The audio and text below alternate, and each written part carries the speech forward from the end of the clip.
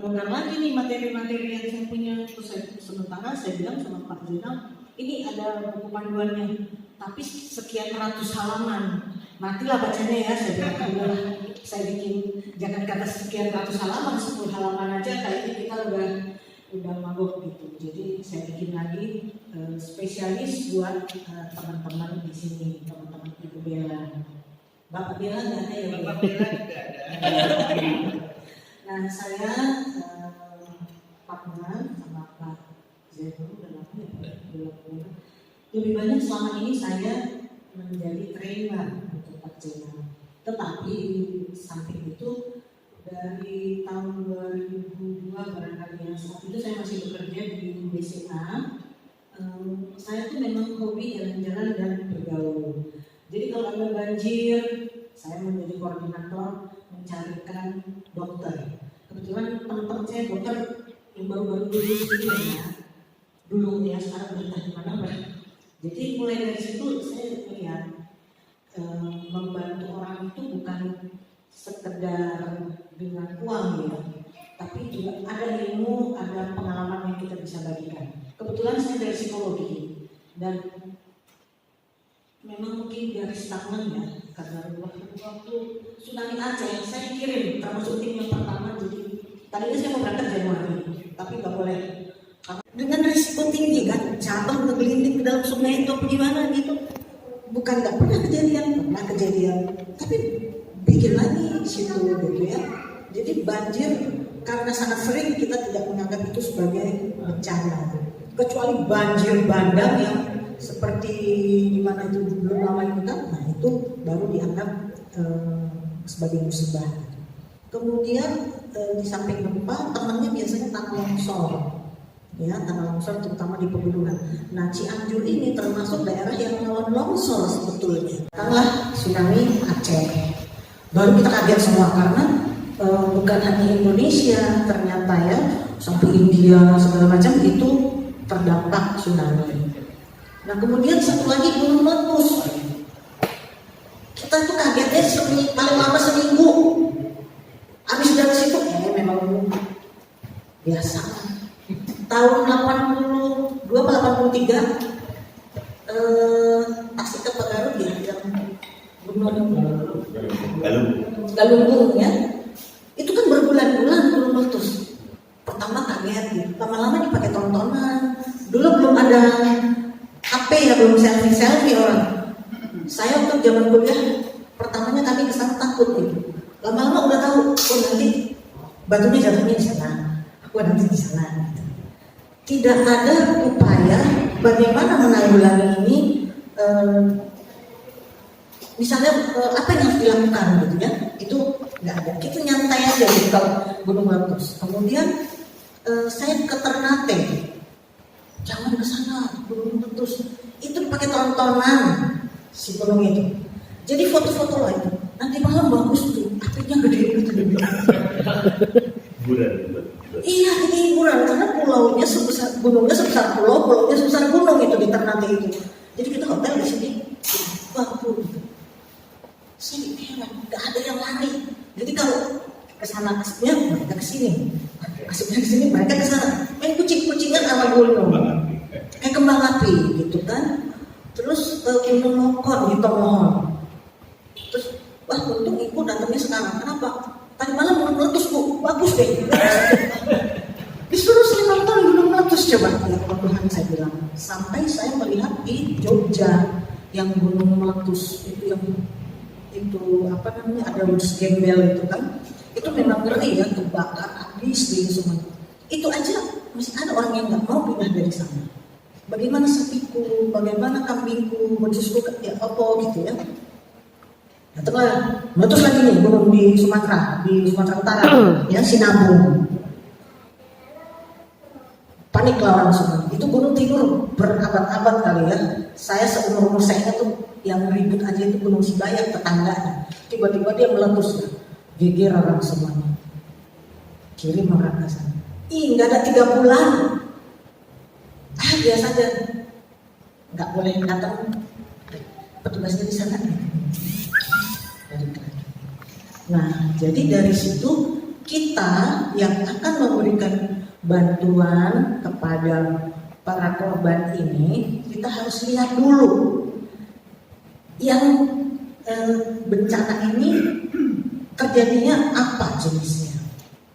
Kemudian ada biasanya dari pemerintah, ini bencana besar, sekarang tahap darurat misalnya gitu. Biasanya dibagi 3 ya, tanggap darurat sampai 3 bulan, setelah itu pemulihan 3 sampai berapa bulan lagi, nah itu baru rekonstruksi. Nah kita relawan ini, kalau di Aceh saya sampai ke tahap rekonstruksi, itu terpanjang saya ikut ya. 2004 kan kejadian, 2005, 2006, 2007, 2008, 2009, 5 tahun baru kami serah terima, bukan serah terima barang, serah terima orang sampai dia bisa mandiri. Nah 2010 kami datang untuk melihat bisa nggak mereka mandiri. Itu yang benar-benar sekolah kebencanaan saya yang nyata. Jadi dari yang mereka itu dalam kondisi psikologis yang sangat terpuruk sampai mereka beranjak pelan-pelan bisa mandiri ya. Ini sudah bisa coba ya Pak ya. Nah ini yang saya sampaikan tadi ada beberapa dari sini boleh Pak. Nah, jadi ini ya biasanya dulu kalau orang ada bencana langsung ngumpulin baju bekas ya kan, Indomie, itulah yang awal-awal diberikan. Orang melupakan bahwa yang ditolong itu adalah manusia yang punya perasaan.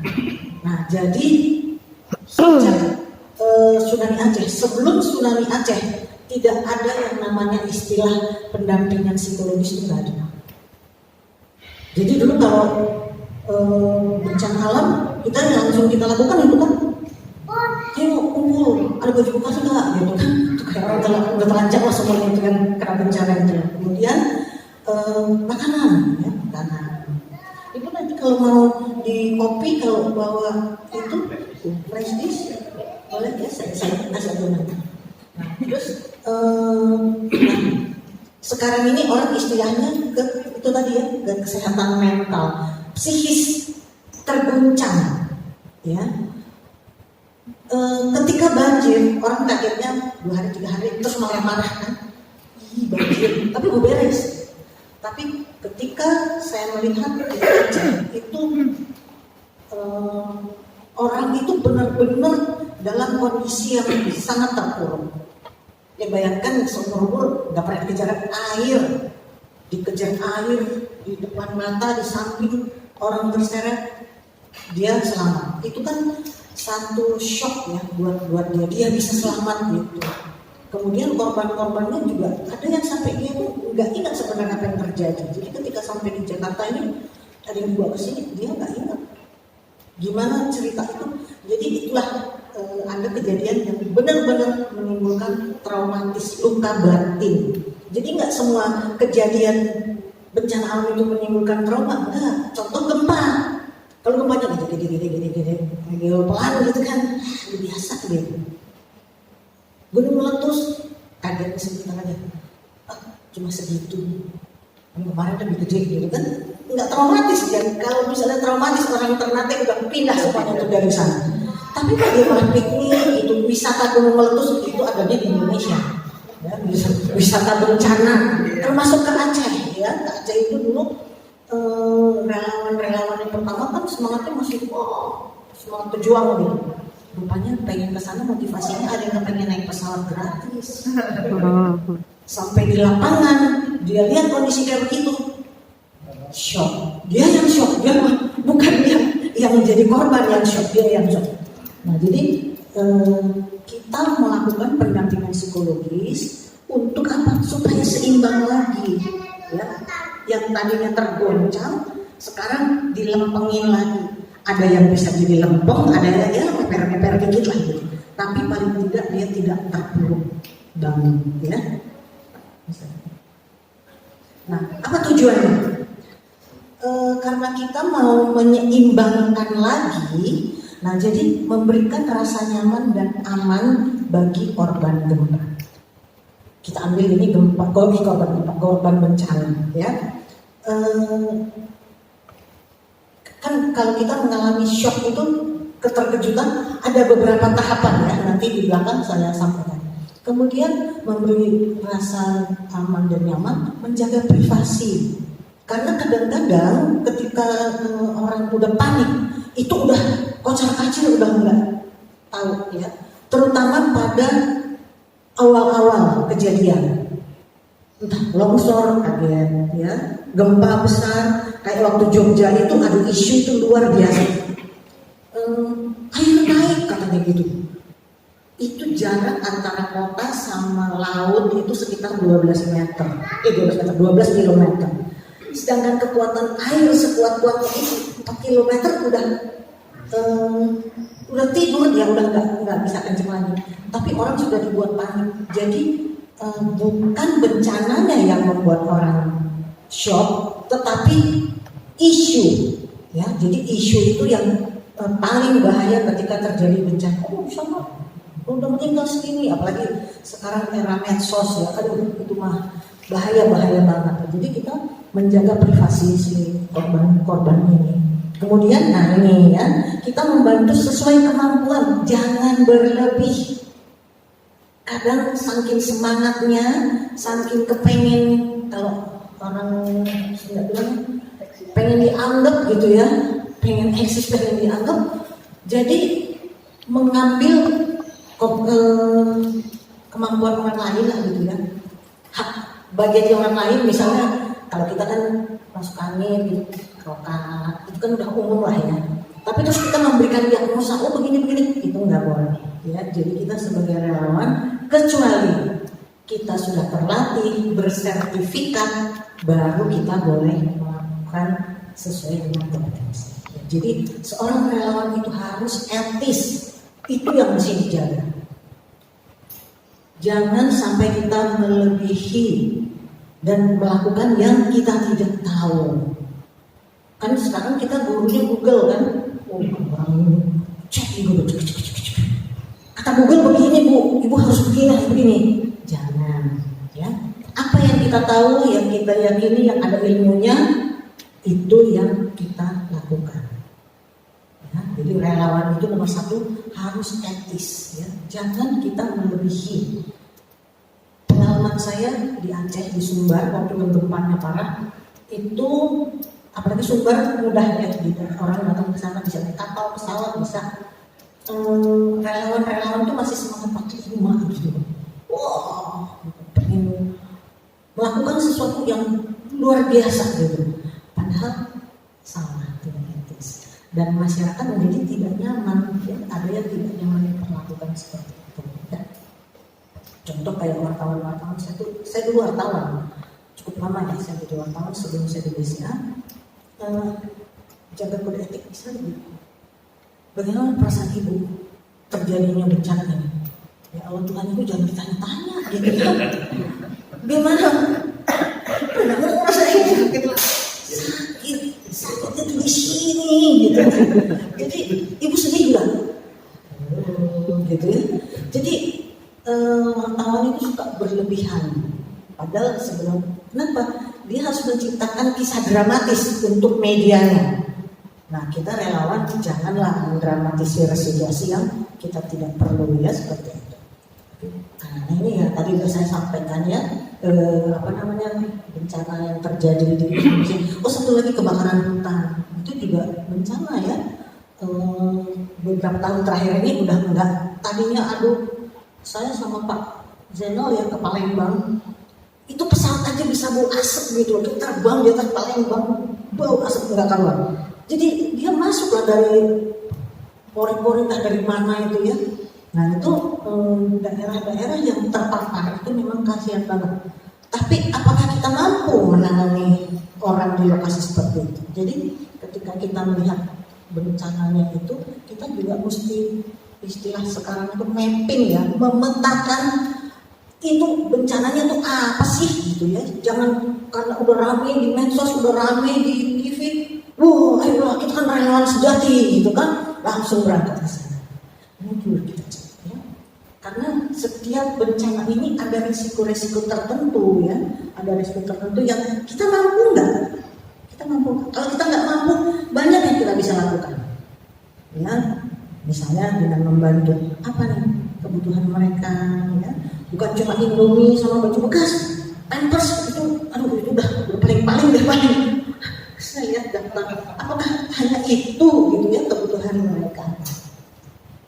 Ya, ini pengantar tadi ya. Nah itu tadi kita tuh euforia kalau udah ada bencana, wah kayaknya udah kalau udah dulu itu relawan Aceh itu udah kayaknya udah sini udah pakai bintang, sini bintang udah keren banget gitu. Padahal kesana sekali dua kali foto-foto di depan reruntuhan gitu udah jadi relawan, tapi tidak melihat step by stepnya. Ya, jadi kita sendiri ketika sudah ingin terjun menjadi seorang relawan itu jangan kita cuma euforia aja, jiwa kita taruh di situ. Saya tuh sampai pernah ditanya ada yang nanya ini, lu nggak bosen ke Aceh? Emang masih ada tsunami di sana gitu ya? Jadi mereka tuh waktu pertama itu hura-hura, wah berangkat udah kayak artis, foto-fotoan lengkap foto-fotonya. Kita yang beneran kerja boro-boro ingat foto, mau pipis pun nyari, kebelet gimana ini ya? Belum kita yang mikirin yang lain-lain. Tapi begitu datang, pertama kita mesti aman dulu diri kita. Kita kalau tidur bantuin orang terus kita ketimpa reruntuhan kan nyusahin orang ya. Jadi ada tim badak lah yang merobos tempat. Oh kita bisa di sini aman. Nah barulah yang terutama yang wanita nih. Karena Pak wanita ini juga ada halangan, misalnya kita lagi menstruasi gitu kan, ke lapangan, aduh itu menyusahin. Sebaiknya jangan, ya. Kalau udah kayak saya ini udah menopause udahlah, tapi sudah tua gitu, udah tua nggak kuat ngangkat apa-apa, kita lakukan sama tubuh kita, ya. Jangan dikira juga kalau bapak-bapak itu terus kuat gitu.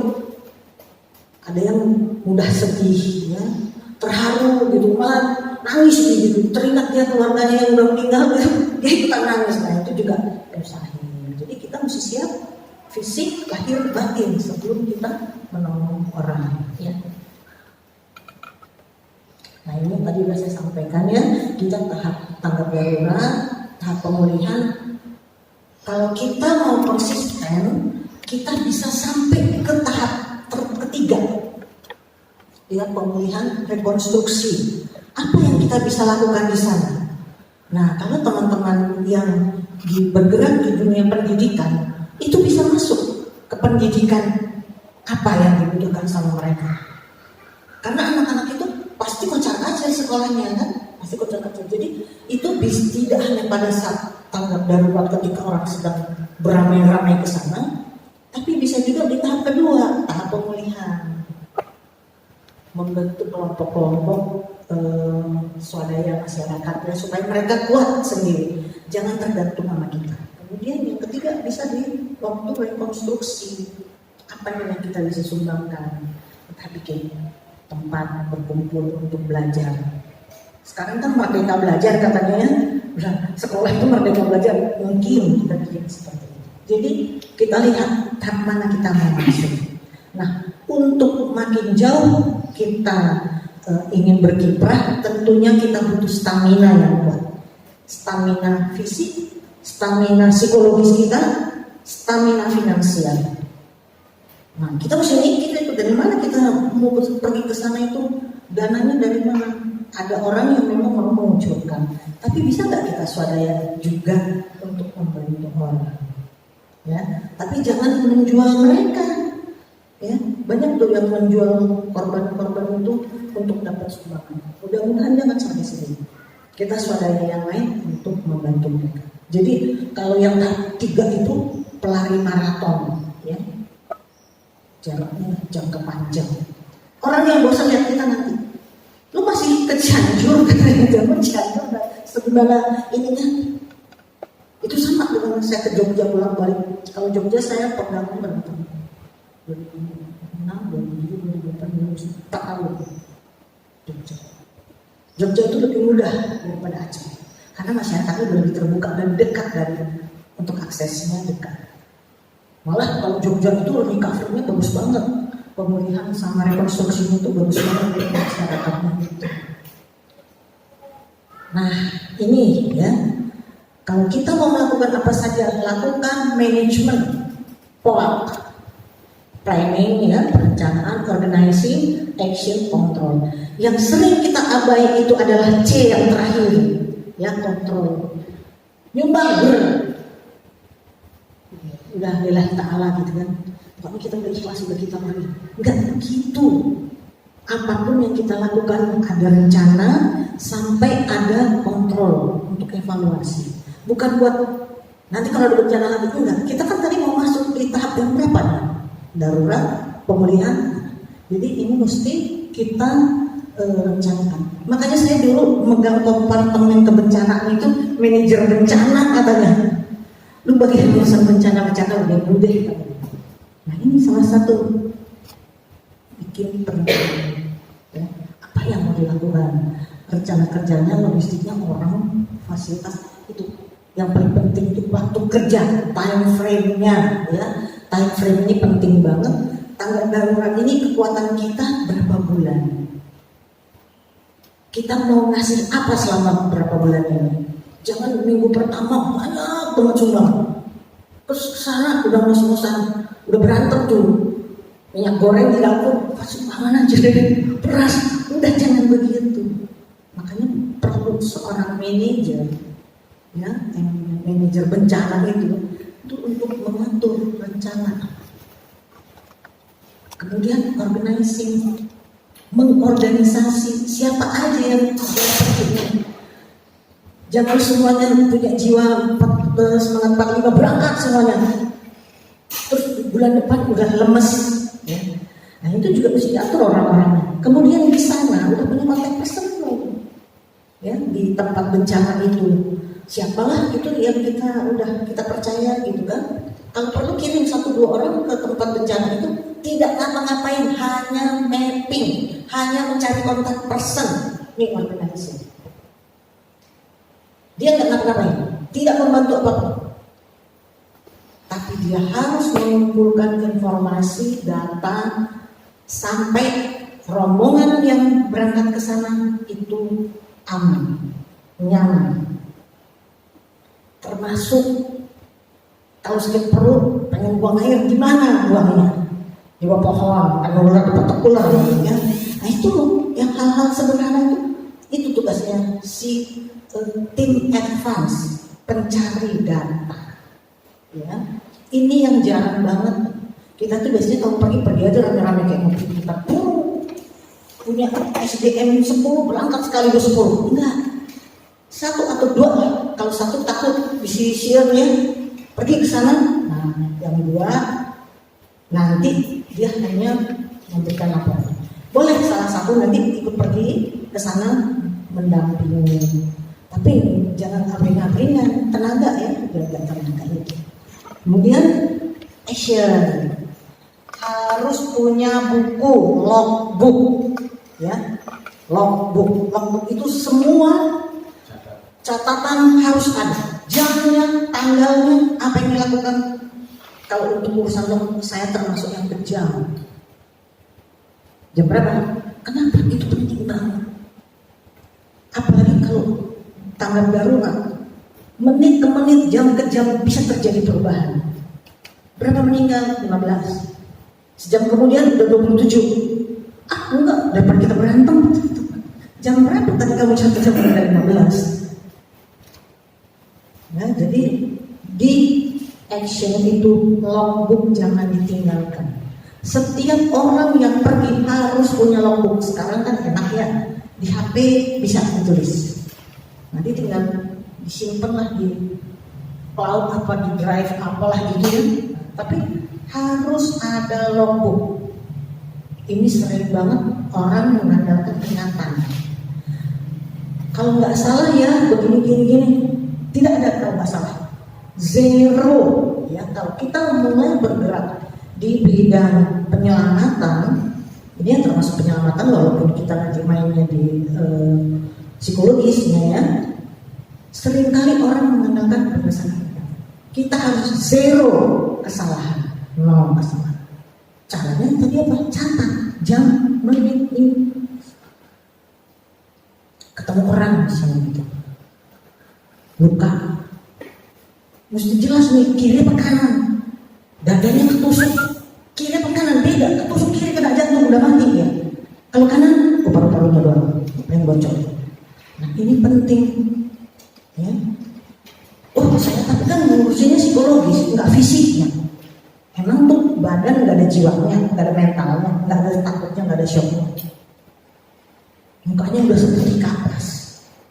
Nah, tulis yang saya ketemu orang itu tadi itu seperti itu, gitu ya. Yang tadi kontrol, yang ketiga.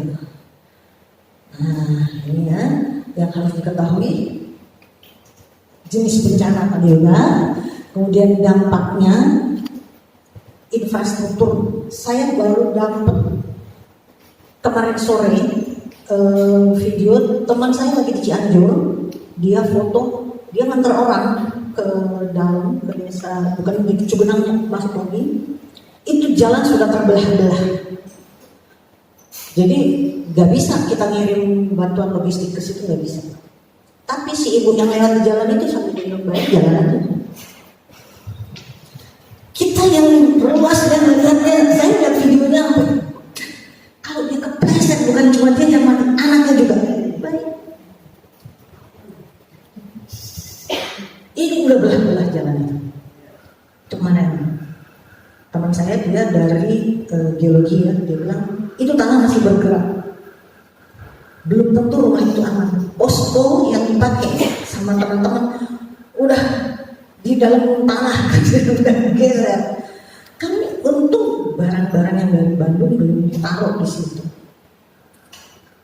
Pas nyampe asal ngegater katanya gitu, si teman ini bilang, udahlah jangan diturunin situ, taruh di sini aja gitu, taruh di pohon. Kan kalau ngegeser juga nyangkut katanya gitu. Benar. Yang dijadikan posko itu udah ngegeser, pecah tanahnya. Hari ini saya nggak tahu, saya belum dapat lagi ya.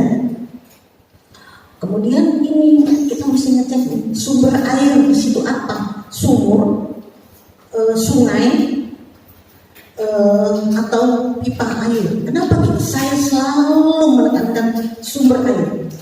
Kita bisa nggak makan, korban bisa nggak makan, tapi tidak bisa tidak minum. Kalau udah kepaksa kan dikorek ya gimana gini.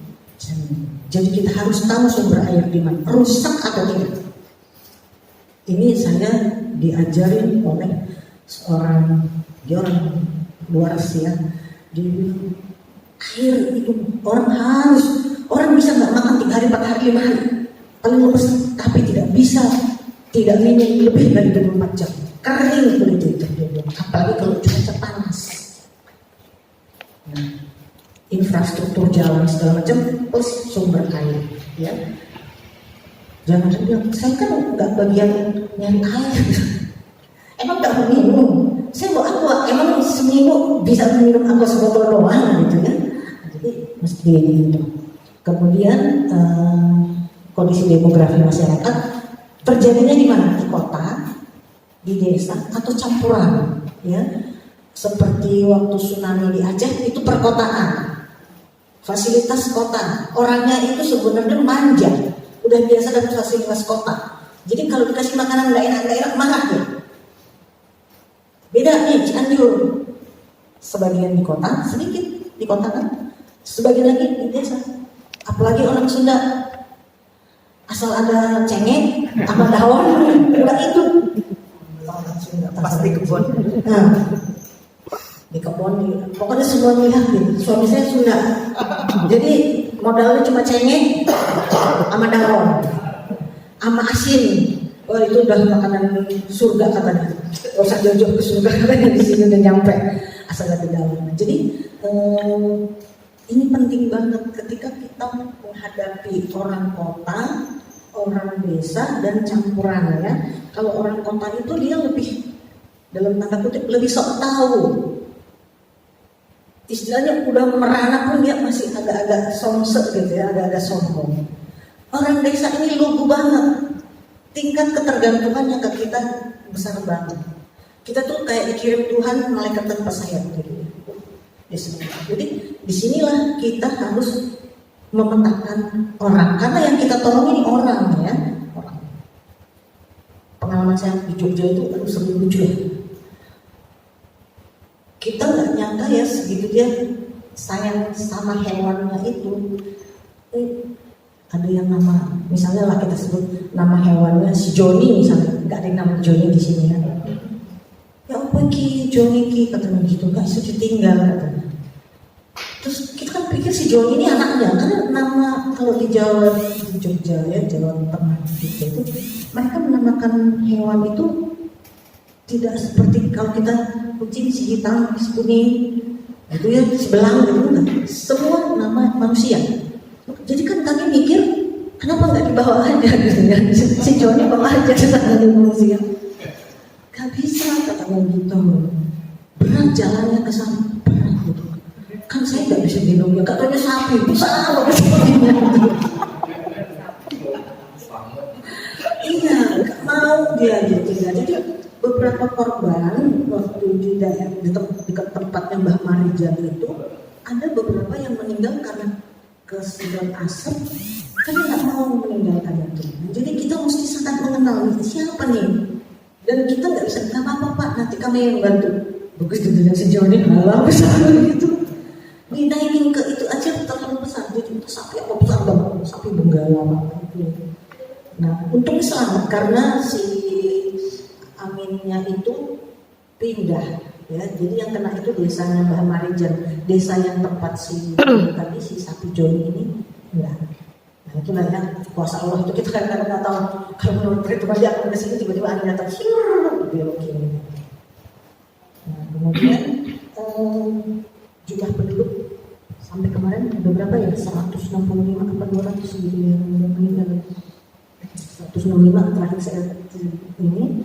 Tapi kondisinya kita nggak tahu ya yang lain itu yang masih tertimbun.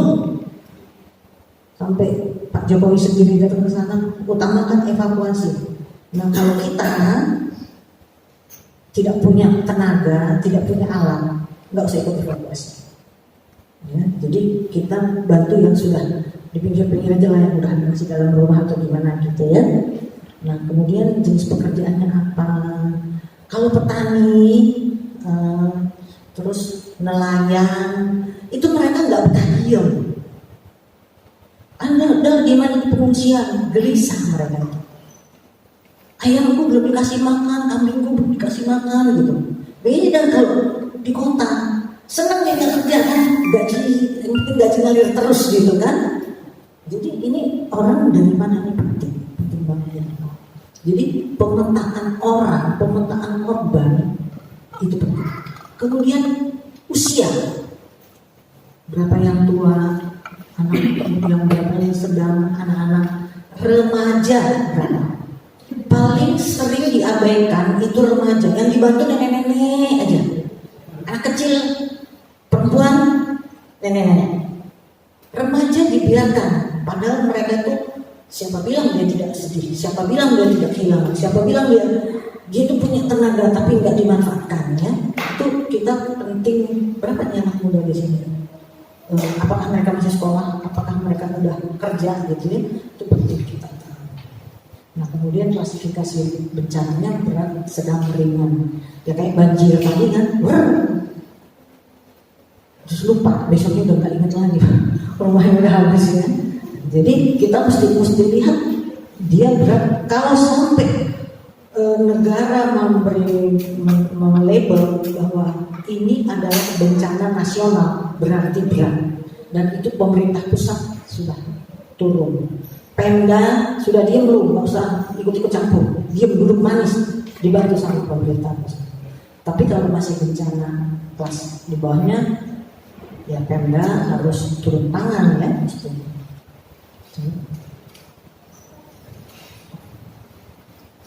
Nah ini tadi sebenarnya udah ya. Jadi selain kebutuhan pokok itu tadi, sering kita ngasih mie instan ya. Itu saya ngalamin sendiri di Aceh, makan mie instan gak dimasak gitu, kerau banyak gitu kan. Terus minum air, untung masih ada aqua, kerau. Ya merasakanlah menjadi ini ya pengungsi. Karena yang di Aceh yang pas kami datang itu kan awalnya kami nggak tahu nih harus kemana, karena berata gitu semuanya. Terus tanya di koordinasi, kami dapat satu site, satu tempat itu di luar kota Banda Aceh. Tak ada orang yang mau pergi ke sana. Jembatannya baru hancur, baru dibenerin sama TNI. Dan saat itu masih ada gang itu masih ada di petengger gunung-gunung.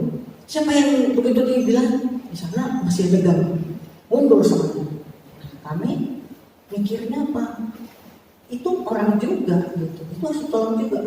Kami berangkat ke sana, disitulah yang perlu namanya time frame. Kami didatangi oleh TNI, jam 5 harus berangkat dari sini. Jadi ketika kami memberikan pendampingan segala macam ya kegiatan, jam 5, belum jam 5, setengah 5, pokoknya jam 5 udah lewat dari jembatan itu. Dan itu situasinya cukup mencekam ya buat kita sebagai relawan. Jadi kalau kita sudah niat itu memang lillahi ta'ala, tapi jangan mati komitmen. Ya, jangan mati komitmen, jangan saya mau jihad nih. Ada sih yang gitu-gitu, ada ya, ada. Tapi jangan ya, kita rasional aja, kita rasional. Assessment ini standar ya. Pertama logistik, makanan itu bukan makanan yang mentah-mentah dulu ya, yang siap makan, makanan kaleng. Dikirim makanan kaleng nggak bisa dibuka, itu juga lucu ya. Jadi dikasih ikan sarden ini kan bisa langsung dimakan pakai nasi, tapi pembuka kalengnya tidak ada. Jadi, nah yang kadang orang lupa ini alat kebersihan buat mandi, sabun, sekali odol, suka lupa. Kemudian tenda di tempat berlindung. Ini sampai tadi permintaan bantuan untuk tempat berlindung ini masih sangat dibutuhkan ya. Jadi tenda darurat bangunan sementara itu teman-teman saya dari Wanadi, dari Menwa itu pada turun, mereka sekarang mengutamakan ini ya. Beda dengan di Jogja. Di Jogja itu masyarakatnya itu cepat banget, dan karena tidak ada tanah longsor, datar, tempatnya relatif lebih mudah untuk melakukan pembersihan. Seminggu mereka udah bikin tenda-tenda sendiri, dan udah bantuan dari kota-kota sekitarnya luar biasa. Dan yang hebat itu kuli-kuli yang asalnya dari Wonogiri, pokoknya sekitar Jogja, bertruk-truk itu datang ke sana memberi bantuan. Aduh, saya sampai nangis ya. Mereka ini banget ya, kompak banget gitu. Mereka bikin nggak ada bukan dari pemerintah, bikin terus ngebongkar bangunan yang berbahaya nih. Mereka kerja dok, batu-bata disusunin. Sehingga kok dibongkarin, kok dihancurin sih? Bu, setengah kalau nggak dihancurin memang bahaya kan gitu. Jadi setengah itu bahaya. Dihancurin, jadi batu-bata dirapiin gitu. Bulan depannya situ udah jadi bangunan lagi. Dan mereka kan di sana nggak pakai semen ya, pakai truss namanya, untuk tanah dikerasin. Jadi untuk bangunan sementara. Kemudian, nah ini susu ya, sekarang anak-anak sekarang sudah doyan susu. Jadi selain makanan, obat-obatan, vitamin, alat perlindungan diri itu diantaranya adalah selimut, sarung, jas hujan, ya, jas hujan. Termasuk untuk yang petugas ini, bawa jas hujan yang bisa dilipat yang mudah, ya, kantongin. Jadi zaman berpayung daun pisang itu udah lewat lah itu. Ya, kalau ada fasilitas yang murah tuh, saya beli 50.000 dapat solusinya apa berapa itu deh, jas hujan plastik yang murah-murah itu di Tokopedia ya ada itu kan. Nah kemudian asesmen pendampingan psikologis, saya tidak memasukkan kata-kata kesehatan mental, tapi lebih langsung ke kondisi psikologisnya, first aid. Jadi pertolongan pertama itu tidak hanya untuk luka, untuk kesleo, masuk angin gitu ya, tapi juga ke jiwa. apa nih yang terjadi yang harus dilakukan ya?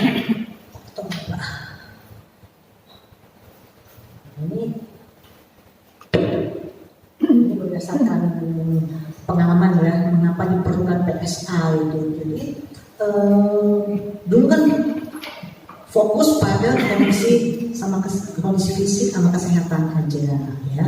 Tapi dari beberapa kali bencana ada daerah yang cepat pulih. Contoh Jogja itu tim dari Jepang itu saya kebetulan ketemu di lapangan, dia waktu ke Aceh dia surprise banget dia di sana ya, dia bolak-balik juga. Ketika saya ketemu ini si Jepang ini kayak siapa yang tahu dari Aceh, kami ngobrol, dia bilang di Jogja itu Jepang itu nyaris tidak melakukan apa-apa ya, dalam tanda kutip tidak banyak mereka lakukan. Mereka diskusi di situ, ada universitas bikin bangunan tahan gempa, masyarakatnya terbuka mau ini, dan orang Jogja itu sering ngumpul kan, sharing, ngumpul di sini sharing gitu. Nah, pada saat itu di Aceh tidak bisa hal itu terjadi, terutama ketika masih ada gang. Jadi sebelum kita mau keluar susah. Laki-laki kalau udah malam bukannya di luar ngumpet, takut ya. Jadi di sana itu lebih, di awal itu perempuan itu lebih tough ya, lebih kuat gitu. Nah jadi bagaimana mereka mau melakukan pembangunan, percepatan pembangunan. Jadi beda sekali di situ. Saya ikut beberapa kali seminar ketika diperbandingkan Aceh dan Jogja. Ternyata masyarakat di Jogja itu lebih siap, lebih kuat ya. Secara psikologis mereka itu punya semacam kartu pengaman sosial cerita, dan orang Jogja itu biasanya menahan diri, terima, pasrah, nerimo, ya udahlah ini maunya Gusti Allah gitu ya. Lebih ke arah menyadarkan diri gitu ya. Kalau di Aceh mereka karena terkungkung lama gitu, ngomong kita susah banget. Dan bahasa Indonesia mereka kalau yang ada di pinggir-pinggir agak susah gitu ya. Jadi relawan itu waktu awal itu terjadi gap komunikasi dengan masyarakat korban. Sementara kalau di Jogja hampir semuanya bisa bahasa Indonesia, kalaupun tidak bahasa Jawanya kita rata-rata ngerti, biarpun sedikit-sedikit gitu ya. Jadi komunikasi lebih baik. Nah, jadi ini ya kondisi psikologis korban ini harus kita hafal banget, bukan apa ini banget. Setiap kali ada sebuah kejutan, entah orang meninggal, entah ya kita meninggal pacar kita aja, kucing kita mati, nangis. Anak saya kelincinya mati seminggu, nangis 2 hari nggak mau masuk kantor. Saya nggak bisa bangun apa-apa gitu kan, karena pagi dia berangkat si kelinci masih lari-lari gitu, tiba-tiba di siang dikasih tahu, ini kelincinya topok-topok gitu. Begitu pulang dia lihat kelincinya udah mati dan nggak boleh dikubur dulu sebelum dia lihat, nangis dari sore sampai malam sampai besok lagi nggak mau kantor. Jadi kedukaannya ini, bayangkan kelinci aja bisa kayak gitu ya, apalagi hal-hal lain kan. Ada perubahan, kemudian kehilangan harta benda. Coba deh kita, apa yang kita paling pusing kalau sekarang hilang? HP. Itu mah kalau HP itu peduli lindungi ada di situ kan. Mau masuk mall, mau masuk mall, jadi keliling-keliling, kenapa HP ketinggalan? Apalagi hilang kan udah. Itu mah parah banget ya. Nah, kemudian keluarga. Kita meninggal satu aja, keluarga udah nangisnya udah kenapa ya, sedihnya kenapa, apalagi dia gitu kan. Ada satu teman saya di Aceh itu, dia yang meninggal itu hampir seluruh keluarganya, ibunya, dia tuh karena masih muda, kuat lari, dia di belakang dia itu air, dia kejar air, meninggal. Itu kebayang shocknya, itu tsunami Aceh Desember 2004, berapa belas tahun yang lalu itu. Sampai sekarang Dia bilang, aku sih nerima ya, memang mereka udah gak ada, tapi rasa bersalah, nah itu ya, rasa bersalah itu luar biasa, masih melekat di sini. Jadi kalau kehilangan itu memang luar biasa. Kemudian interaksi sosial banyak yang akhirnya menutup diri, nggak mau ketemu orang, nggak mau bicara, menyendiri, bingung. Akhirnya yang paling banyak bingung. Jadi jangan ditanya, jadi gimana pendapat ibu tentang bencana ini? Dia nggak bisa nangkep pertanyaan kita aja gitu, nggak bisa. Jadi ibu sedih sekarang. Jadi matanya dilihat, matanya itu nggak bisa fokus, lari ya, atau kosong. Nah itu bingung. Apalagi bisa nggak ibu menjelaskan urut-urutan kejadian? Saya ngerasain itu kayak gitu. Mana ya? Untungnya waktu kejadian waktu gempa di Jogja itu saya langsung hubungin suami saya, tetep. Dia mengingatkan lagi ini. Terus kecemasannya, jadi tidak semua bencana menjadi traumatis. Tadi kan saya sebutnya, tetapi bisa hal kecil bisa menjadi traumatis. Dia lagi jalan ini tiba-tiba hidungnya runtuh dan melihat korban, nah itu bisa menjadi traumatis. Hanya 1 detik atau 2 detik, tapi kejadian itu melekat, itu bisa traumatis. Tapi bisa yang berulang-ulang, kayak berulang-ulang. Trauma nggak enggak, biasa aja. Jadi kondisi itu udah seperti hiburan buat dia. Saya waktu Ternate pertama Gunung Meletus itu, saya udah mikirnya gini, gue mau lari naik apa ya? Itu pulau terpencil jauh gitu kan, pesawat nggak akan datang kalau masih ada api. Terus kalau misalnya lari naik kapal nggak berani merapat dekat, kita masih agak ke tengah. Terus kan kalau Gunung Meletus itu kan pasti ombaknya gede. Ya itu ikan segede-gede apa bukan ikan. Itu belum kejadian udah panik duluan. Karena kita pendatang orang sana. Tidak apa-apa ibu gitu. Sudah biasa seperti itu. Kemarin kami bisa lari angin ke sana, tidak apa-apa. Kan kami tinggal di sini. Gitu. Terus kalau angin ke sini tidak mungkin ibu. Jadi dia udah tahu. Ya, jadi kalau yang kayak di Ternate, Gunung Lokon, kan teman-teman saya juga ada di sana kan. Gimana itu Gunung Meletus? Biar saja ibu sudah biasa. Jadi itu tidak termasuk obat yang harus kita tangani ya. Nah, tanda-tanda gejala fisik yang mesti seorang relawan ini harus kita tahu ya, menarik diri, melamun. Biasanya bukan pas kejadian, setelah seminggu, 2 minggu di pengungsian dia nggak ada pekerjaan, nggak ada kegiatan, frustrasi kan, mulai frustrasinya menarik diri diam, atau apalagi ada yang keluarganya meninggal. Yang Cianjur ini ada teman saya, dia kebetulan entah kampung dia datang ke sana, ada satu bapak-bapak itu semua meninggal, istrinya, anaknya, cucunya, yang hidup tinggal dia sama menantunya kebetulan lagi pas ke Jakarta. Itu dia bingung aja gitu, diajak ngomong karena orang sopan gitu. Terus tiba-tiba dia ingat gitu istrinya. Nah si mama tenang cari katanya gitu, kenapa si istrinya itu nggak masak air, kenapa nggak disiapin nih buat tamu gitu. Terus kan dia bilang, Pak mama terus nantunkan kemana, katanya pergi kemana gitu. Dia biasa aja tadi komunikasi gitu, tapi ada yang hilang dari itunya ya, dari nomor itu. Kemudian ini tergantung pada orang lain.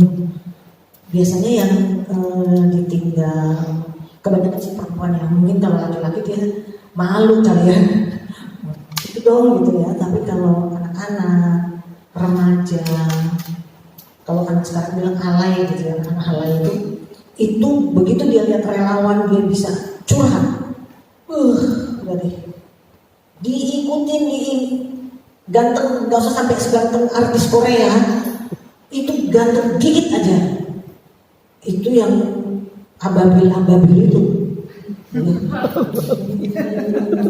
Siapa kemana ngikutin gitu. Dia udah kehilangan rasa percaya diri, apalagi keluarganya yang hilang. Terus remaja ini kan sering diabaikan. Ada tapi tiada gitu. Kalau anak kecil kan dia kasihan sini ngumpul. Nenek-nenek kumpul di sini. Remaja diapain? Nah itu kegoncangan mereka itu ketergantungan. Kalau ke perempuan, jangan pergi. Dia agresif, marah-marah. Ini memang rata-rata yang udah lama di pengungsian gitu. Emosinya kan terangkat gitu.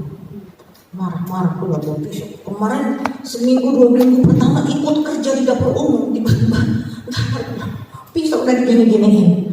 Jadi rupanya waktu dia bantu awal-awal itu tidak dengan kesadaran penuh, kita nggak tahu. Dia itu udah kayak robot aja.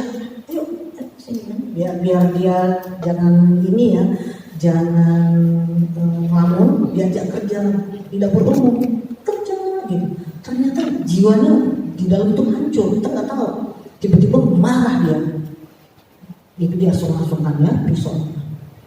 Kemudian yang paling sering ini tidak mau makan. Enggak. Apalagi yang semula awalnya orang yang berada, yang segala macam tersedia, tiba-tiba hilang. Shock dia itu, gak mau makan, ngambek ya. Nih sering begini. Kalau yang sehari-hari makannya Senin Kemis, bantuan mah lari dia bilang nomor 1 ya.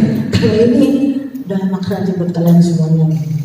Nah ini ya gejala klinis, gejala fisik yang nomor 5 ini paling sering sakit kepala, terus ya sakit kepala dan debar-debar. Kita aja yang di sana bukan korban itu takut dengan kecemasan. Terus ini kaki, ada yang tangan itu begini. Karena waktu dia takut, reaksi pertamanya gini, nggak bisa dilemesin. Nah itu shock ya, sebetulnya dia itu shock. Dan nggak sehari gitu begini ya. Kalau kaget gini lagi, kalau ada begini lagi. Jadi kalau dalam istilah psikologis itu namanya kataton ya. Kataton ini pengakuan kaku badan, bukan mengakui kaku badan gitu. Nah ini yang kita perlu tangani. Sama nggak bisa tidur. Nah kalau orang nggak bisa tidur kan kondisi badan kesehatannya turun ya. Terus kadang-kadang halu, melihat yang enggak. Nih kalau korban-korban bencana yang agak-agak lama yang parah suka mengada-ada ya. Nggak bisa tidur. Terus waktu di Jogja itu yang banyak sekali cerita-cerita neneknya lah datang, siapanya lah datang pas. Jadi kita ini mesti mulai memilah ini nyata atau halu ya. Nyata. Nah, dampak psikologis kan ya kita aja begitu dengar, Cianjur gitu. Apalagi orang yang ngalamin tiba-tiba dapurnya ambrol, tiba-tiba depannya retak gitu, rumahnya bencana, terus sedih hilang. Terus itu biasanya kalau udah sedih dia jadi marah, cemas, bingung. Yang paling bahaya kalau putus asa. Kenapa putus asa? Tidak punya harapan, ya. Hartanya habis, keluarganya meninggal, tertimbun dia nggak tahu. Dari bingung ke putus asa itu deket banget. Nah itu biasanya udah mulai menyendiri, udah mulai nggak mau makan, udah mulai gitu-gitu lah. Buat apa saya hidup? Keluarga udah nggak ada semua, gitu kan? Yang paling sering mengalami ini usia tua ya, 50 ke atas. Kalau yang muda itu jarang, sampai putus asa itu jarang. Tapi kalau udah tua, udah sendirian, ngapain hidup? Apalagi pasangannya, terutama suaminya meninggal, itu banyak yang wanita 50 tahun mengalami itu ya, mengalami rasa putus asa. Nah, yang boleh dilakukan apa oleh relawan?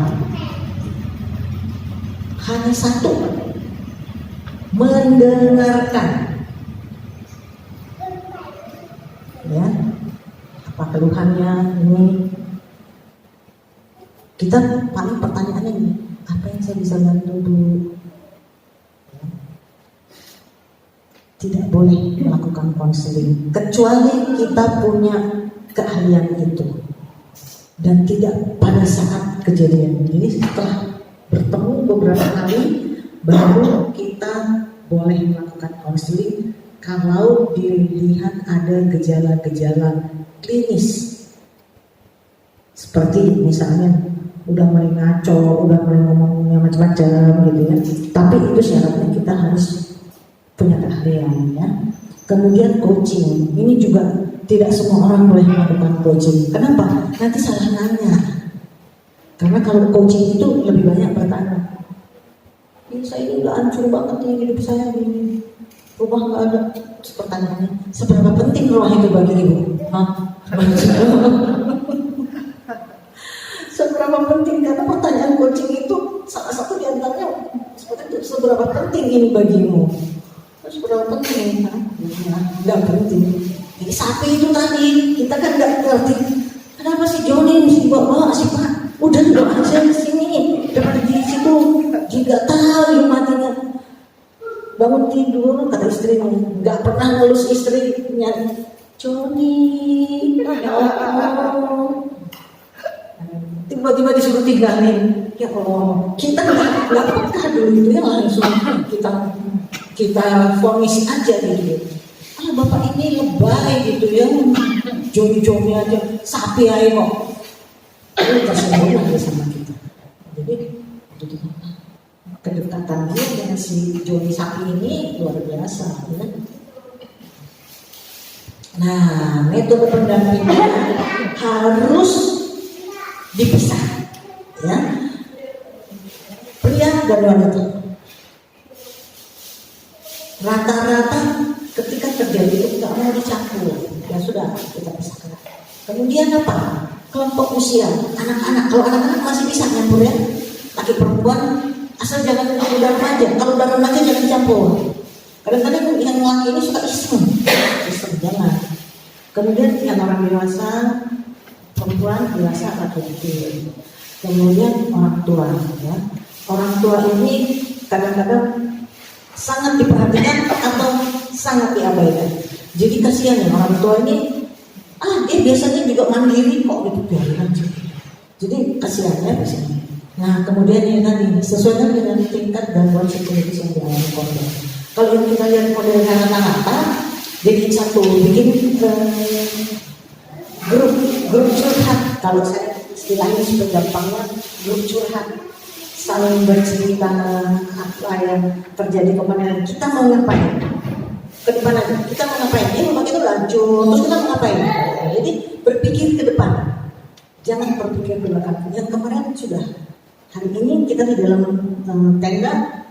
Besok kita mau ngapain? Usah dikasih PR, ya.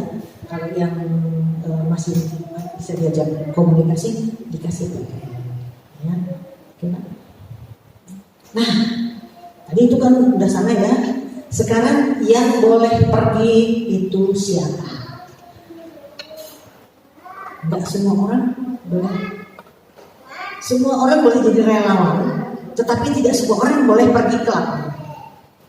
Ya, tidak semua orang boleh pergi ke lapangan. Fisik, psikologis, emosi harus diperhatikan. Ya. Pengalaman waktu di Aceh itu, siap Kak, siap, berperang Kak. Saya tuh jadi kayak ini loh, waktu itu agen TKW, agen TKI. Siap Kak, kakak berperang. Berapa, 20 ada nggak? Saya dulu tuh punya slot pesawat 10 orang, teman saya. Mereka mikir pesawat itu pesawat yang canggih-canggih itu. Nggak pilih Hercules. Hercules tahu bentuknya bukan ya. Aduh, itu kayak aula begitu aja gitu kan. Duduk bisa. Ada sih di pinggir kiri kanannya ada kain panjang.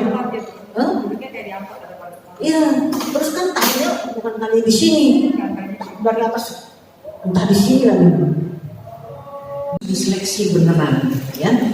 Mau laki mau perempuan kita harus seleksi.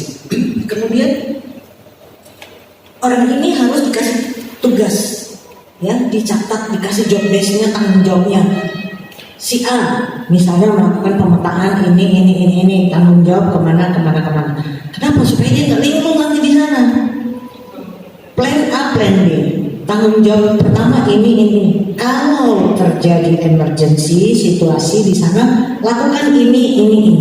Jadi ketika misalnya dia harus menghubungi ketua RT misalnya, atau ketua RW misalnya, ketua RT-nya udah meninggal, ketua RW-nya hilang misalnya gitu, dia mesti kemana gitu kan? Itu harus ada pengganti. Kalau tidak ada, siapa? Menginap di tempat A misalnya gitu. Kalau tidak ada, bagaimana? Jadi harus detail, ya. Tugas seorang relawan itu, makanya perlu manajernya harus jelas dan dia harus memahami itu. Jadi tidak sampai di sana nggak tahu tuh, aku disuruh pergi ke sini aja. Jangan sampai terjadi seperti itu, ya. Kemudian bagaimana melakukan tugasnya? Kalau dia seorang relawan awam, tanggung jawabnya batasi. Tadinya mendengarkan, nanti setelah ini bagaimana membina hubungan dengan orang-orang yang akan ditemui, nanti setelah ini saya sampaikan.